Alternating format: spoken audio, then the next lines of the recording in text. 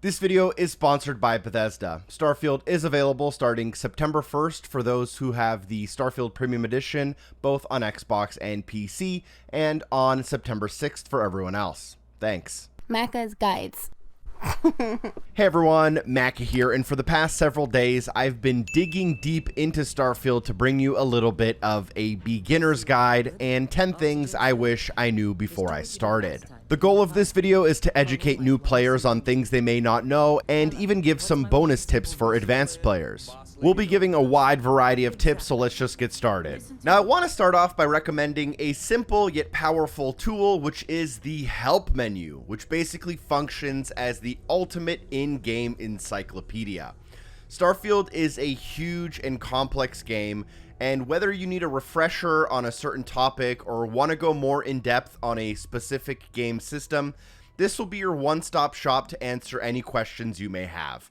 To access it, it's super simple. Press menu, that opens up the data menu. Press menu again, that'll open up your systems menu, and then just scroll down to help. Here you'll find a list that is organized alphabetically, so whether you need to learn more about how the skill system works or the different types of workbenches, you can find that information here laid out in a very useful way. The next thing I want to talk about is inventory management. While playing Starfield, you may notice that you have a certain carry weight or mass available. Going above your mass limit is allowed, but this is going to result in you being encumbered, which then uses more of your oxygen supply than normal. But there are a few ways to get around this. First off, you can store extra items on your ship's cargo hold, especially heavier items that you may not actively need on hand, like crafting materials or resources. And don't worry, as crafting stations and vendors are able to pull from your ship's inventory, so they will be available to you when you need them, even though they're not going to be on your person. Also, if you're struggling with mass and aren't quite ready to revisit your ship yet, your companion can also hold on to a couple of extra things for you. Just make sure to get them back when you're ready. Additionally, if you still feel like you want to carry more, there is a skill for that called weightlifting under the physical tab. And while managing your inventory, it's also a great habit to assign the key items that you like to your favorites, so you can quickly access them without interrupting your gameplay. My next tips have to do with fast travel and some of the navigation. While in your star map, there will be 3 views. You can do a planet view, a system view, and a galaxy view. Get used to these 3 views and when and where you're going to use each one. Additionally, from the data menu, if you have an objective selected, you can fast travel directly to where you need to go by selecting set course. You can also try to set course from the missions menu and attempt to fast travel to save yourself some time. And you'll be able to fast travel to previously discovered locations within planets as well. If a grav jump is within range, you can actually jump to a star system or another planet's orbit without having to return to your ship. And you're also able to fast travel from within many of the interior locations in the game. You can also open up your scanner while on a planet and look at different points of interest, and you can fast travel to some of these nearby known locations by using your scanner. Combine all of these tips and it should save you a lot of time figuring out exactly when and where you want to go somewhere. Another thing I wish I knew a little bit earlier were some of the skills that I should be investing in early on in the game. Now, for everything you do, you'll earn some XP. That XP goes towards your levels, and every time you level up, you will earn a skill point, which can then be allocated in a variety of ways to build your unique character. And each individual skill has 4 ranks, each rank being more powerful than the last. But upgrading a skill requires you to complete the previous rank's challenge, and then you'll have to spend an additional skill point to level it up. Skill categories also have multiple tiers if you want to specialize in something specific. Now, a few of my favorite skills early on included the boost pack training, which allows you to use a boost pack, which is a super fun and effective way to traverse the planets and flank enemies. I also enjoyed having lockpicking in order to unlock more difficult safes, lockers, and doors. The stealth perk is super useful because it'll add an actual detection indicator on screen to let you know how sneaky you're actually being. And the targeting control systems perk will be extremely handy to those looking to engage in a lot of ship combat. Now let's talk a little bit more about companions. Earlier we mentioned that companions are useful for making a little bit of extra storage throughout your journey, but there is a lot more to them than that. Some companions are actually able to track an affinity towards you when you make certain decisions or choose certain dialogue, and this affinity will either increase or decrease based on their personalities. So if you want to deepen that relationship, you'll want to pay attention to this mechanic. Companions are also great at providing extra firepower in battle and can provide ship and outpost bonuses if assigned correctly. You can even customize your companions with different weapons, outfits, spacesuits, helmets. All of this is done by starting dialogue with them and trading gear. And if you lose track of a companion at any point, a pro tip is to open up your ship menu, assign that companion to your ship, and the next time you board that ship, they should be there waiting for you. Next up, let's talk about planetary scanning and surveying, which is a part of the exploration gameplay loop in Starfield. Scanning and surveying are useful tools to understanding a planet's unique traits and characteristics. Now, while in a planet's orbit, you can use the left bumper to scan the planet, revealing the available resources as well as critical planet information like the planet type, temperature, gravity, and more. Now, once you land on the planet, you can survey it, which is done by gathering the flora, fauna, and the resources on it using your scanner. The more you scan, the more information will be revealed. In order to achieve a 100% survey completion, you will likely have to visit all of the biomes on the planet, and you may be required to scan the same flora and fauna more than once.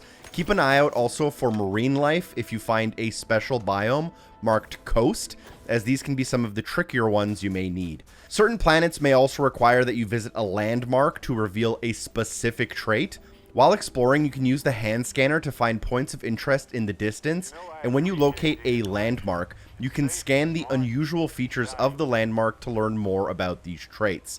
Once you fully complete a survey, you will be rewarded with a survey slate, which can be sold for credits, and the value of the slate depends on the complexity of the planet, which makes sense. You can sell the slates to any vendor, but should you come across someone named Vladimir, they tend to pay a little bit extra. Now, while you're exploring on these planets or engaging in combat, you may notice some status afflictions, both in the watch HUD near the bottom left corner of the screen, as well as the data screen underneath your health. You'll gain these from things like exposure to harsh planets, falling from a great height, biological hazards, and even taking damage from certain types of creatures. These can also range from something super minor to something much more severe and complex, so it is important to note the severity. An important thing to look for is the prognosis. For example, a fractured limb with an excellent prognosis is likely to just heal on its own without any treatment. However, something with a poor prognosis will likely require some form of treatment to get better. Luckily, afflictions are color-coded and symbol-coded so that you can make matching the treatment with the affliction a little bit easier. What you'll need is an aid item that displays the same icon as the affliction item that you're treating. If you don't have what you need, you can try to sleep it off in a bed for a day or two, or visit a doctor and pay them to treat it all. The next topic is contraband. On your journey through the galaxy, you'll likely come across contraband, which are illegal but high-value items marked with a specific yellow icon next to their name in the world and in your inventory. Now, Starfield does make a distinction between stolen items and contraband items. Stolen items are going to be allowed as long as you are not caught in the act of stealing them. Contraband items, on the other hand, are not allowed, so you'll have to smuggle them in order to sell them for big credits. You'll be able to sell them to people like in-person trade authority figures or people who deal with the Crimson Fleet. With that being said, as you approach any major settled planet, the security forces are going to scan your ship, and if they detect the contraband on board, you will either be forced to pay a fine, surrender yourself, or fight your way out. However, there are ways to decrease the chances of being caught, like using a shielded cargo hold on your ship or using specific modules and perks that increase the chance of evading detection. Additionally, if you are arrested for a crime, all of your contraband and all of your stolen items will be confiscated and removed from your inventory. Next up, let's quickly touch on bounties. If you're caught performing an illegal action, like attacking an innocent person, theft, smuggling, it may result in a bounty being placed on you.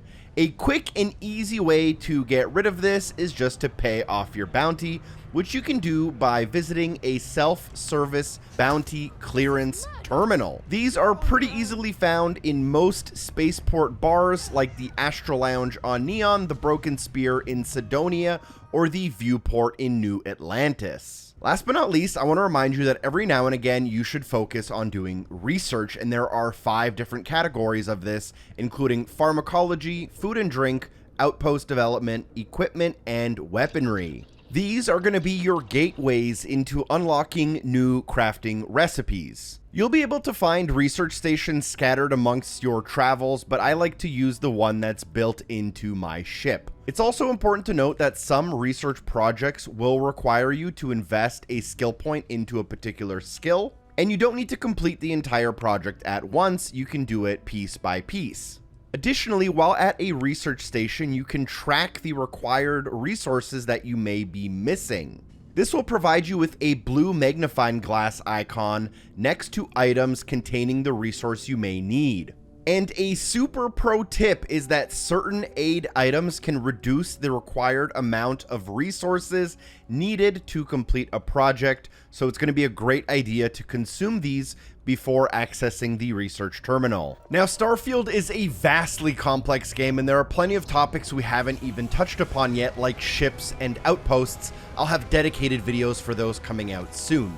But nonetheless, thank you so much for watching. I hope you enjoyed the video. Thank you to Bethesda for sponsoring, and I hope to see you soon. Peace.